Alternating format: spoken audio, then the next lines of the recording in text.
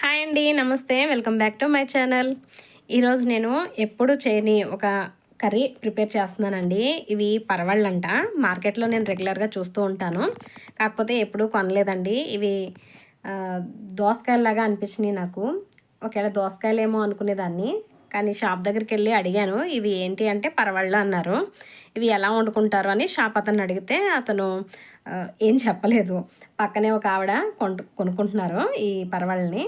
ఆవిడ అన్నారనమాట, టమాటా వేసి కర్రీ వండుకుంటే బాగుంటుందండి అని చెప్పారు.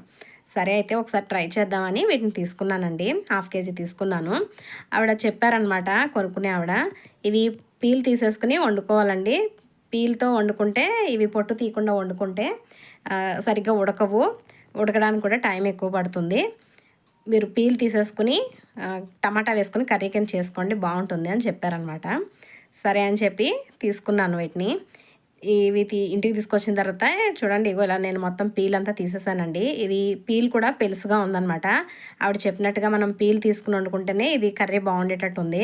పీల్తో వండుకుంటే మాత్రం కర్రీ అంత టేస్ట్గా ఉండదేమో అనిపించింది నాకైతే. అందుకే నేను కూడా పీల్ మొత్తం తీసేసానండి.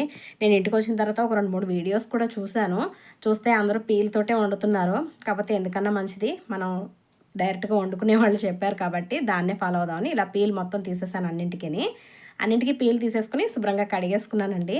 వీటిని అయితే ముక్కల కింద కట్ చేస్తున్నాను. ఇలా మధ్యలో గింజల కింద కనిపించినాయండి. ఇలా రౌండ్గా చిన్న చిన్న గింజల్లాగా ఉన్నాయన్నమాట. వీటిని కూడా తీసేసాను. ఇవి మనకి ఆగాకరకాయల్లో గింజలు ఉంటాయి చూసారా, రౌండ్గా చిన్నగా, అలా గింజల కింద ఉన్నాయన్నమాట. ఈ గింజలు కూడా ముదిరిపోయే ఉన్నాయి. ఇవి ఉంటే మనకి కర్రీలో కూడా బాగోవు అనిపించింది, అందుకే గింజలు కూడా తీసేసాను. వీటన్నిటిని కూడా చిన్నగా ముక్కల కింద కట్ చేసుకుని తీసుకున్నానండి. మరీ పెద్దవి కాదు, అలానే మరీ చిన్నవి కాదు, మీడియం సైజులో ముక్కల కింద అయితే కట్ చేశాను. వీటన్నిటిని ఇలా అయితే కట్ చేసుకున్నానండి. ఇప్పుడు కర్రీ ప్రాసెస్ ఏంటో చూసేద్దాం రండి. స్టవ్ మీద ఒక ప్యాన్ పెట్టానండి. దీనిలోకి ఒక 2 గరిటెలు ఆయిల్ వేసుకున్నాను. ఇందులోకి 1 స్పూన్ జీలకర్ర, 2 స్పూన్లు పచ్చిశనగపప్పు, ఒక 7-8 దంచుకున్న వెల్లుల్లి రెమ్మలు వేసి వేయించుకున్నాను.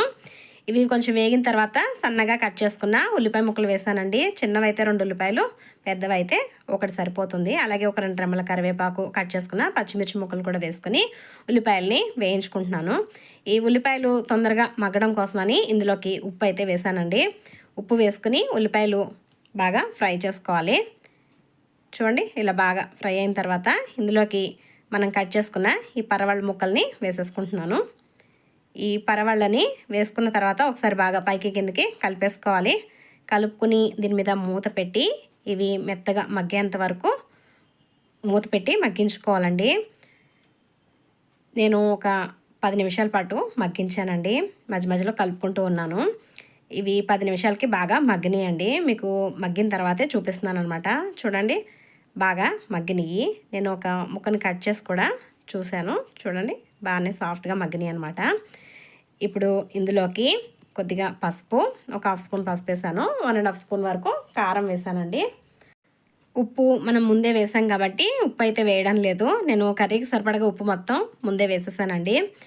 ఈ పసుపు కారం వేసిన తర్వాత ఒకసారి బాగా కలిపేసుకుని ఇందులోకి సన్నగా కట్ చేసిన టమాటా ముక్కల్ని వేస్తున్నాను. ఒక 3 టమాటాలు తీసుకున్నానండి. వీటిని కట్ చేసి వేసుకున్నాను. ఈ టమాటాలు వేసిన తర్వాత కూడా ఒకసారి కలుపుకొని దీని మీద మూత పెట్టేసి మధ్య మధ్యలో కలుపుకుంటూ సాఫ్ట్గా అయ్యేంత వరకు మగ్గించుకోవాలి. నేను ఇంక ఈ కర్రీలో వాటర్ అనేది ఏం వేయలేదండి. టమాటాల్లోంచి వచ్చిన వాటర్ తోటే కర్రీ మొత్తం మగ్గిందండి. ఇలా సాఫ్ట్గా మగ్గింది. చూడండి, మధ్య మధ్యలో కలుపుకుంటూ ఉడికించుకోవాలి. దీన్ని లో ఫ్లేమ్ మీద పెట్టేసి మగ్గించుకోవాలి. ఫైనల్గా దీనిలోకి 1 స్పూన్ గరం మసాలా, సన్నగా కట్ చేసిన కొత్తిమీర కూడా వేసుకుని ఒకసారి కలిపి దీని మీద మూత పెట్టి మరొక 2 నిమిషాల పాటు మగ్గించుకుంటే మనకి కర్రీ రెడీ అయిపోయినట్టేనండి. ఇది నేను వేడివేడిగా రైస్తో అయితే సర్వ్ చేసుకుంటున్నాను. ఫస్ట్ టైం తింటున్నాను కదా, ఎలా ఉంటుందా అని చెప్పి ఎక్సైట్మెంట్గా టేస్ట్ అయితే చేశాను. కర్రీ అయితే బాగుందండి. ఇది రైస్తోనే కాదు, చపాతీ, రోటీ దేంతో అయినా కూడా తినొచ్చు. టేస్ట్ అయితే చాలా బాగా అనిపించింది నాకు. ఇది ఫ్రెండ్స్ ఈరోజు వీడియో. ఫస్ట్ టైం ట్రై చేసిన పరవళ్ళ కర్రీ.